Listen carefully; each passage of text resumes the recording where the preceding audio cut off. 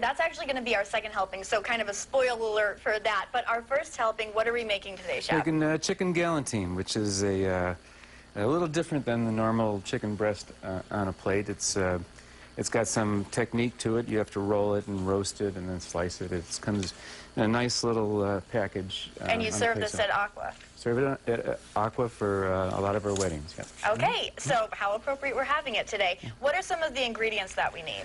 Well, we need chicken, of course, and the chicken, what we have to do is bone out the chicken, take all the bones out, and we're going to pound it out so that it's thin enough to roll. And we're gonna season the inside of it. Okay. And then we're going to roll it. And the nice thing about this is that when you roll it, the breast and the leg meat are all contained in the same piece. Okay. So what we're going to do, we're going to tie it up like a sausage. Okay. And we're going to roast it in the oven. And when it gets done, we're going to deglaze the pan with white wine and mushrooms. We're going to make a nice little mushroom sauce, and that's the dish. And I have to say, it smells delicious in here. So if you're going to make this at home, you're also going to need mushrooms. And what are some of the other ingredients? Garlic, it looks like? Well, garlic and herbs.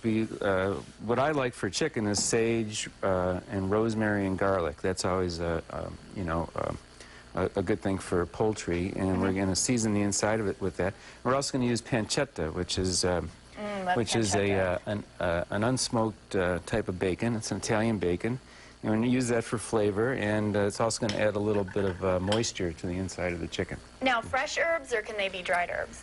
Fresh or dry. For this, the dry would work just fine, but you have to be careful about using dried herbs because they're much stronger than the fresh herbs. Okay. So if you're using dried herbs, you don't use as much, but with fresh herbs, you could use you could use almost as much as you want.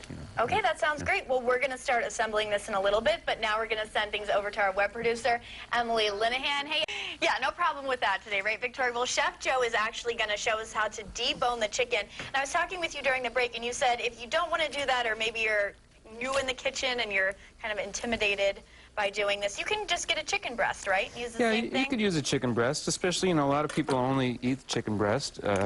But you could also get your butcher to do this for you. They all know how to do it. Okay. And so you just say, I want to debone chicken. Just want to debone the chicken.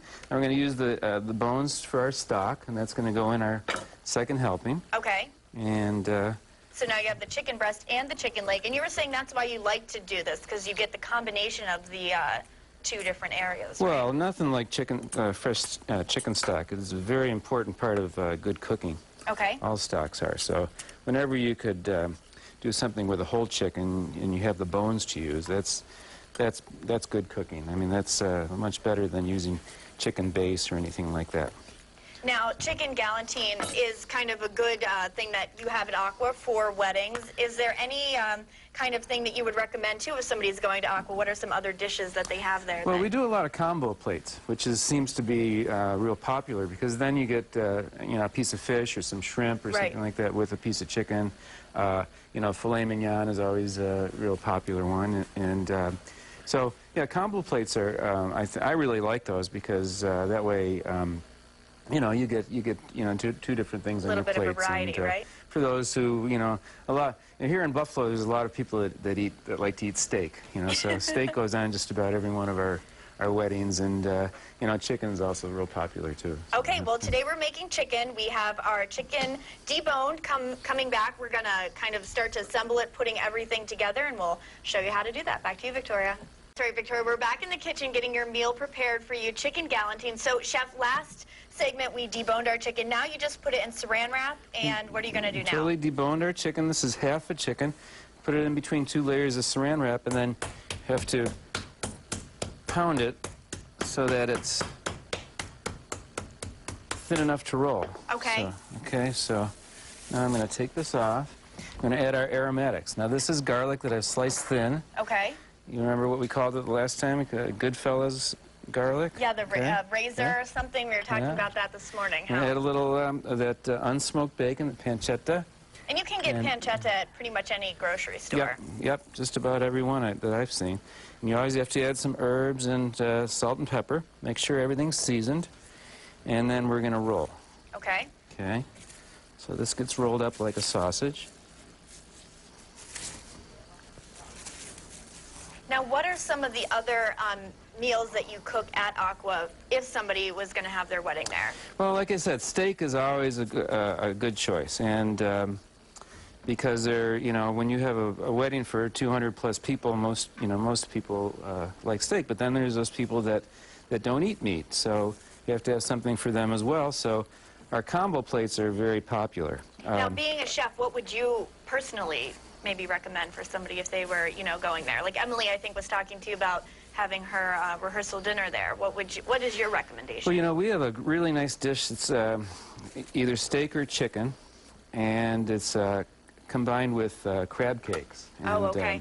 So that gives people the opportunity to have seafood as well. And, there's always a whole list of hors d'oeuvres that they start out with, and on plates we usually put mixed vegetables. And remember, because you have to appeal to a wide range of people, it's not just yeah, you might have your vegetarian party there, or there's always some vegetarians there. We do these portobello mushroom stacks, which work really nice. It's basically vegetables and mushrooms, and that's for our vegetarians. And being a Maryland girl, I have to say you can never go wrong with the crab cake. So that would be my advice. I think that one works really well.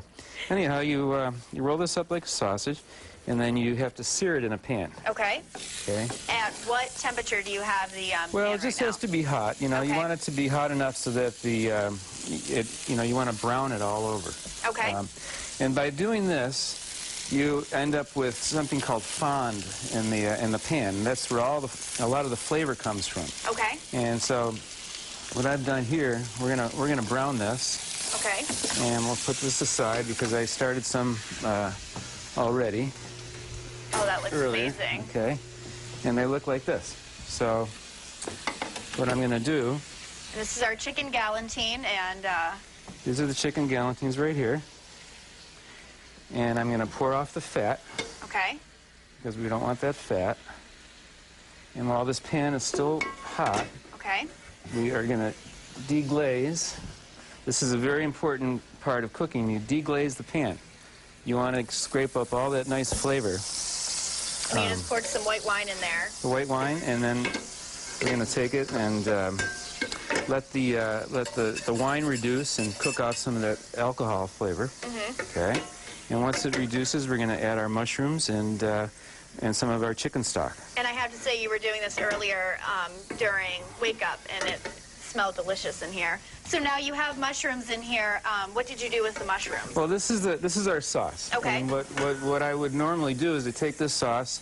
If we have time, we have to wait for this the alcohol to burn off. Otherwise, your sauce has that kind of alcohol flavor that kind of you want to get rid of that. Okay. So this has to reduce.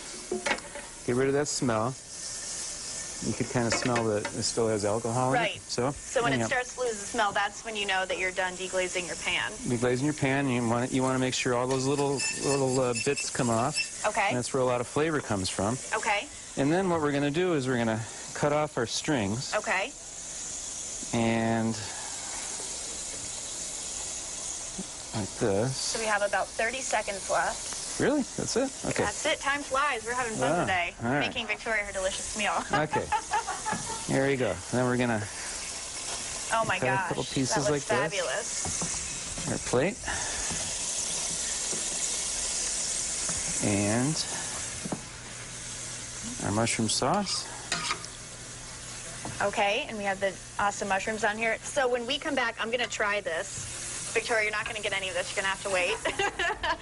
Weather coming up. And we'll have our second helpings in the kitchen with Chef Joe. Stay with us. We'll be right back. And welcome back. We're joined with Chef Joe in the kitchen. The chicken Gallantine was awesome, Chef Joe. And now we're going to take the chicken stock that you homemade, and you make that in your restaurant from scratch. It's, not powder that you mixed up. Absolutely. And we're going to make that into, appropriately, wedding soup, Wedding right? soup. Italian Now, wedding soup is, believe it or not, is the marriage between vegetables and meat. That's okay. That's the meaning of wedding soup. It's not necessarily served at weddings traditionally. At least in Italy, that's true. But in the United States, it became something they served at weddings. Because of the name, because of the name, yeah. So we need a nice boil here, okay. which is starting to. And we're going to add our egg.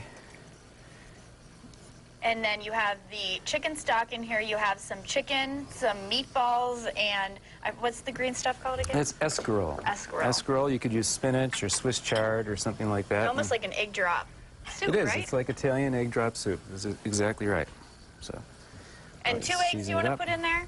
Well, for this amount of soup, 2 eggs, I'd say this is probably enough for, you know, maybe 8 or 10 people.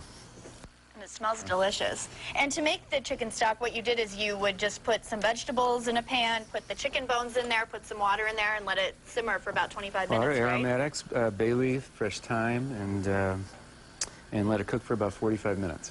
And, of course, if you are engaged, you're looking for a place to have your wedding, have your engagement dinner, you can, oh, here's Victoria for her meal. Have your I'm here, my reservation.